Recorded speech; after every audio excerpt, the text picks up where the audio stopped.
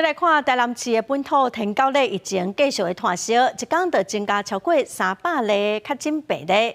目前台南计共已经有4384例。公部门各社区是拢正认真的防治，也毋过伫安南区有一个海沙厝的社区，市政府派人去要求讲因爱摒扫环境也毋过社区拢无认真的处理，环保局嘛连续开出7张的罚单。 天狗节的防治人员为厝内铺甲厝外，详细来消毒，都惊拖白网继续生炭。不过安南区所有一个所在无配合防疫，使人烦恼。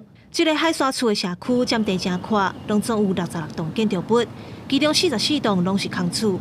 不过因为地主无咧管理，现场本地都有真侪大大细细粪扫，而且明显都已经积水啊，都惊真侪拖白网的生炭地。 环保局是严格来处罚，佮出动19座的车，甲64.4吨的废弃物拢清掉。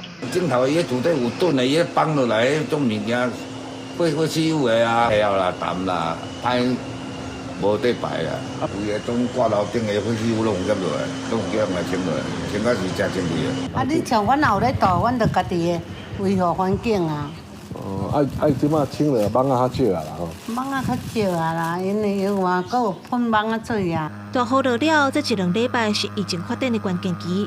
市府全面动员，拍拼要阻挡疫情。目前市府已经开1378张的罚单，安尼社区嘛发动志工，家己做掠蚊仔桶，希望唔那是倒水甲摒扫，阁会当主动消毒拖白网，控制数量。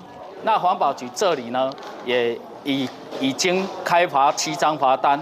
引进所谓防疫科技幼砂桶了哈，希望呢各里大概原则上都布置1000个幼砂桶，来希望协助整个疫情的控制啊哈。台南区天狗节的病例目前已经来到4384例，一天嘛增加超过300例确诊创新高，以安南区、东区甲永康占上多。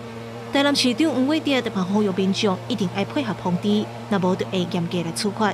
记者温正雄台南报道。